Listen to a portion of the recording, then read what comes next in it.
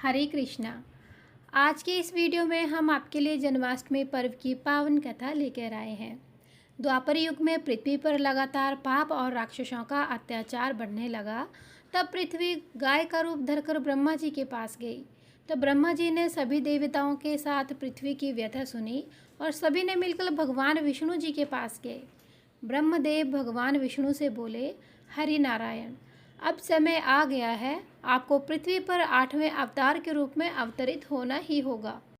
भगवान विष्णु जी बोले, आपने सही कहा ब्रह्मदेव, मैं पृथ्वी के उद्धार हेतु व्रज में कंस की बहन देवकी के गर्भ से जन्म लूंगा।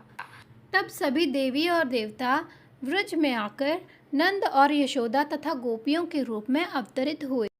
कुछ समय के पश्चात मथुरा में राजा उग्रसेन का राज्य था। वे एक अच्छे व दयालु राजा थे, लेकिन उनका पुत्र कंस अत्यंत क्रूर था। कंस ने एक दिन अपने बल से ही अपने पिता उग्रसेन को सिंहासन से हटाकर कारागार में डाल दिया और स्वयं राजा बन गया। कंस का एक मित्र था, राजा वासुदेव। एक दिन कंस ने वासुदेव को अपनी लाडली चचेरी बहन देवकी से विवाह करने का आदेश दिया। वासुदेव की पहले से ही रोहिणी नामक एक पत्नी थी। कंस ने वासुदेव और देवकी का विवाह बड़ी धूमधाम से कराया। जब देवकी की विदाई हो रही थी तो कंस ने उसके प्रति प्रेम होने के कारण स्वयं रथ चलाने का निर्णय किया और सारथी की जगह बैठ गया। लेकिन तभी आकाश में पूरा अंधेरा हो गया और बहुत जोर की आकाशवाणी हुई, हे कंस, देख, जिस बहन को तो इतना प्रेम करता है उसकी 8वीं संतान भविष्य में तेरा वध करेगी। यह सुनते ही क्रोध से कंस लाल हो गया। उसने सैनिकों से कहकर देवकी और वासुदेव को कारागार में डाल दिया। दोनों को इस तरह बंदी बनाने के बाद कंस ने सोचा, भले ही आकाशवाणी 8वें पुत्र के लिए है, लेकिन मैं उनसे जन्म लेने वाली हर संतान को मार दूंगा, जिससे कोई गलती होने की संभावना ही ना रहे।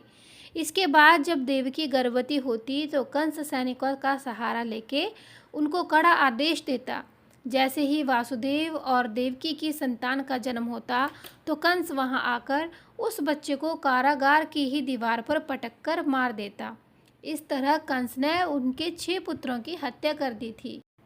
इसके पश्चात जब देवकी 7वीं बार गर्भवती हुई तो भगवान विष्णु की योजना के अनुसार यह संतान शेषनाग का रूप होने वाली थी।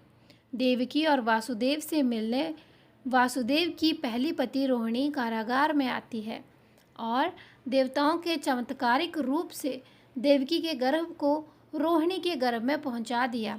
इस तरह रोहिणी ने श्री कृष्ण जी के बड़े भाई बलराम को जन्म दिया। इसके बाद देवकी 8वीं बार गर्भवती हुई। यह भगवान विष्णु के 8वें अवतार की शुरुआत थी। भाद्रपद मास के शुक्ल पक्ष की अष्टमी तिथि को रोहिणी नक्षत्र के मध्यरात्रि को देवकी की 8वीं संतान यानी भगवान श्री कृष्ण जी का कारागार में जन्म हुआ था।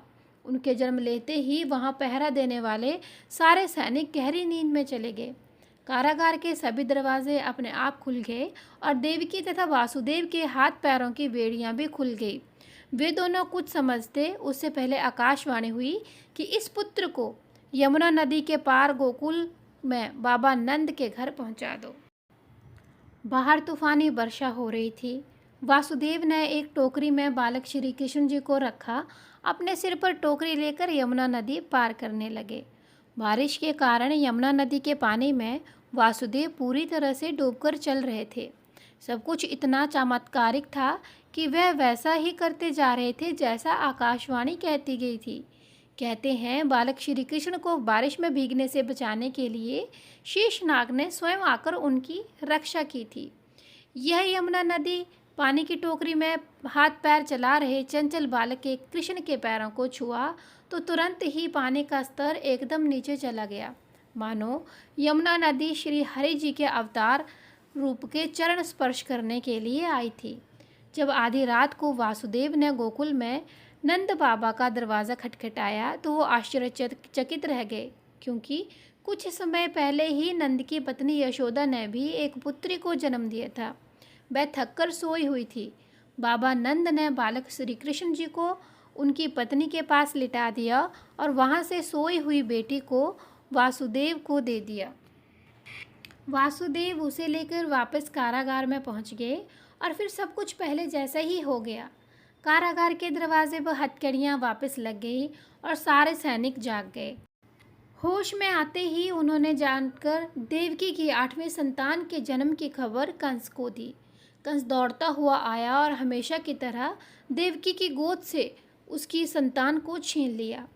लेकिन जैसे ही उसने बच्चे को दीवार पर पटकने के लिए हाथ उठाया, वह उसके हाथ से छूटकर हवा में उड़ गई और बोली, अरे दुष्ट कंस, मैं योग माया हूँ, तू मुझे क्या मारेगा?